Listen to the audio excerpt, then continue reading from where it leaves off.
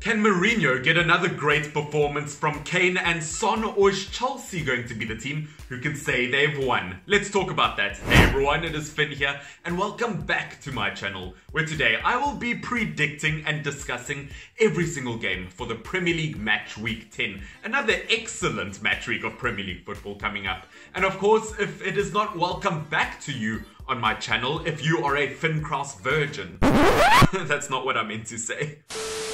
By that I mean if you are brand new to my channel and you're not subscribed, please do consider doing so, as I do make regular football content on this channel, and I mean, who doesn't like regular football content? The first game of Premier League match week 10 will be between Crystal Palace and Newcastle United. Now, as you guys can see, I think Crystal Palace are going to take all 3 points this time around. Even though they lost to Burnley last week, I thought attacking-wise, Crystal Palace looked very good in that game, creating lots of chances, and I thought they were quite unlucky not to score. Along with that, the only reason they didn't score is because of how good Nick Pope looked in the goalkeeper position for Burnley. So Crystal Palace didn't look bad, and the only goal that they did concede was because of a mistake, and they don't create those kinds of mistakes every week. And looking at Newcastle United's side, defensively, I thought they were lucky only to concede 2 goals versus Chelsea last time. They did not look good defensively, and the only reason they didn't concede more is because of how good Darlow has looked in the goalkeeper position for them. He has really saved them on multiple occasions. And even looking at them attacking-wise, they are too reliant in the likes of Callum Wilson. They need more players to start scoring. So until the team as a whole starts to perform better, I have to go for Crystal Palace on this one. And in terms of a player to watch, I will go for the likes of Andros Townsend. Yes, his numbers aren't incredible in terms of goals and assists, but week in, week out, he is one of the most consistent players in my opinion, always creating beautiful chances, and he can be a game changer. Brighton versus Liverpool is next. Now, surprise, surprise, believe it or not, I have gone for Liverpool. But looking at Brighton, in their previous game, they won versus Aston Villa. They really stepped up their game attacking-wise. They did not look bad. They took their chances well, and they were more clinical. But unfortunately for me, I'm not going to give them the win, because defensively there are still way too many problems and gaps, which versus Liverpool's attack of Mane, Firmino, Jota, and now Salah is back. I can't see Brighton not conceding quite a few goals. And bar that, in Liverpool's previous game versus Leicester City, despite all of the injuries that they've been having, they kept a great level of intensity throughout that game. And I think they're quite lucky that Robertson isn't injured in the left back position, because he really was a game changer versus Leicester City. And in that right back position, Milner was excellent. Look, Milner has been there since the beginning of time in the Premier League, and no matter what role you give him, he looks fantastic. He's like the Morgan Freeman of the football world. But in terms of a player to watch, I think I am going to go for the likes of Diogo Jota. I mean, originally started as a super sub. He might even be a substitute in this game. But when he does play, he can't seem to stop scoring. He's been scoring week in, week out for Liverpool for the last 2 months, and I can see him doing it again.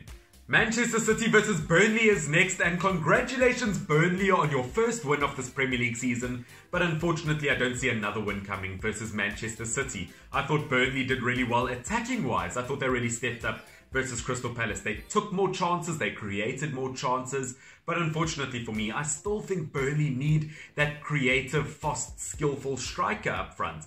Don't get me wrong, I think Barnes and Wood are very, very good, but I would say their biggest strengths is when a ball is being delivered into the box, they can just do a simple tap-in or a header. But in my opinion, Burnley still need a striker that can create their own chances. But defensively, Burnley looked very good versus Crystal Palace, especially Nick Pope, once again between the posts. On his day, he is unstoppable. But without that attacking threat, I just have to give Manchester City the win in this game. And in terms of a player to watch, I'd like to say Jesus up front, but he just doesn't have the same quality as Aguero. Sterling is a very good shout. He's been very good over the last few games. But I am going to say Kevin De Bruyne as my player to watch, because versus a defensive team like Burnley, I think set pieces are going to play a very crucial part. Everton versus Leeds United is next, and to be honest, I'm so excited for this game because I think this fixture could have a lot of goals in it. And as you guys can see, I think Everton will score more goals than Leeds United and get the win. I've just seen so many very impressive performances from Everton this season, including their previous one versus Fulham. Everton just seem to have so much quality all over the pitch. My only worry is the fact that in the last 30 minutes versus Fulham, they really seem to slip off the horse a tiny bit, and because of that, Everton almost lost some points. But despite that, I still think they'll get a win versus Leeds United, because for me, Leeds United, there are serious problems in terms of their defence. Look, I do think they were the better team in that Arsenal draw. They were unlucky to hit the post so many times. Bamford looks like a great striker, and Meslier has so much potential as a young goalkeeper. But at the end of the day, something just isn't sitting right with Leeds United's defence. And versus Everton's attack and creative play, I can only see Everton winning this one. And in terms of a player to watch, I do think Calvert-Lewin could score a few goals. I think James Rodriguez and Digne could create quite a few chances, but my player to watch has to be Richarlison. Because over the last few months, we have seen when Richarlison isn't in this Everton squad, they struggle hectically. He is the game changer and he can make the difference. He is the difference in my opinion. He's strong, he's fast, he's got good vision, he is a creative player, and I think he will be the difference versus Leeds United.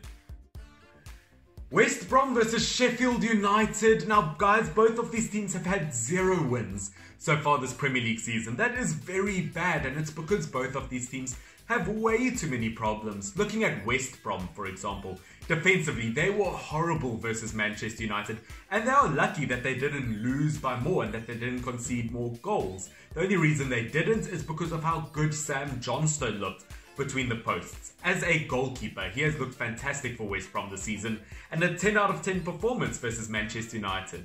And versus a team like Sheffield United, I do see him being the difference, and I do see him having another good performance. That is why he will be my player to watch in this fixture. And the reason I think West Brom will win is because attacking wise, West Brom is starting to look more like an attacking threat over the last few games. They are creating chances. I think they will score versus Sheffield. They just have to be slightly more clinical.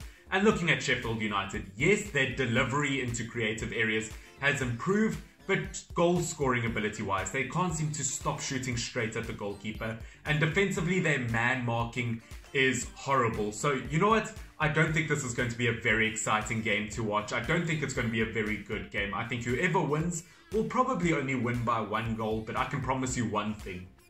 I don't care enough about this game to watch it. Southampton versus Manchester United is next, and as a Manchester United fan myself, I know this is going to be a tricky game because looking at the last 10 fixtures between these two teams, look, Southampton have only won 1 of the last 10 meetings between these two teams, but if you look at the last 5 meetings between these two teams, 4 of the last 5 have been draws. This will be a very close game and very tough for Manchester United because Southampton have been on fire this form. Currently 5th on the Premier League table, 7 games unbeaten. Attacking wise, they're looking strong. McCarthy has had a few excellent games between the posts. Southampton as a team are doing very well, but Manchester United, I do still think that they will get the win.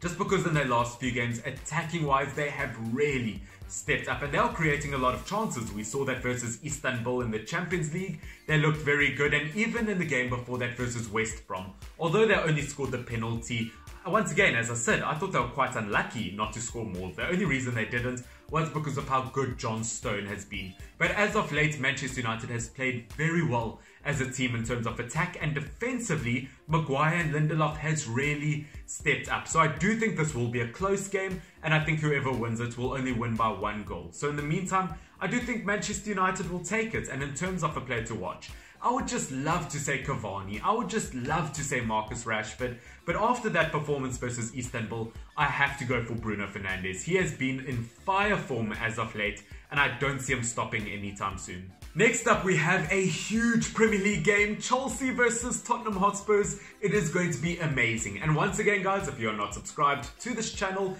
please do consider doing so if you have enjoyed. And also, if you have enjoyed, please press the like button down below because then YouTube sends my video out to more people.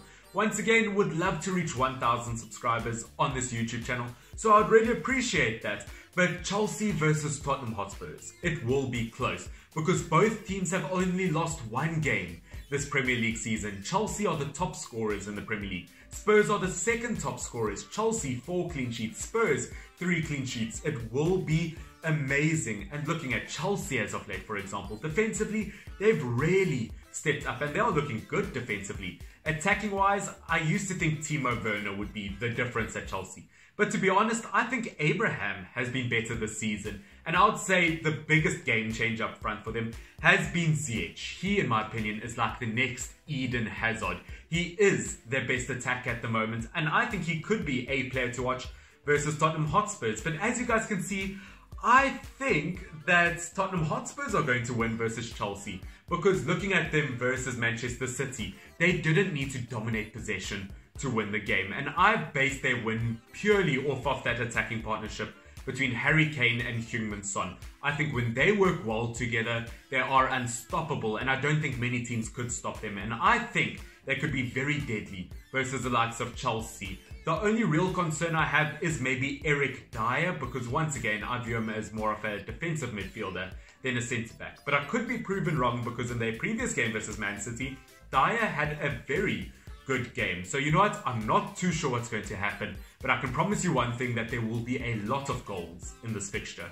Arsenal versus Wolves is next, and it is so weird looking at this fixture because in the last 10 Premier League meetings between these two teams, Wolves have only beaten Arsenal once. But as you guys can see, I do think that that will change this time around, as I do think Wolves will beat Arsenal 2-0. I'm saying that because Arsenal haven't looked good at all this season. They've been so uninspiring. As I said, I do think that they were lucky not to lose to Leeds United, and defensively, they've still got all the same old problems. They just can't seem to clear the ball away at all. And attacking wise, I mean, they just, for a team with Willian, Aubameyang and Lacazette, they seem to have no attacking threat.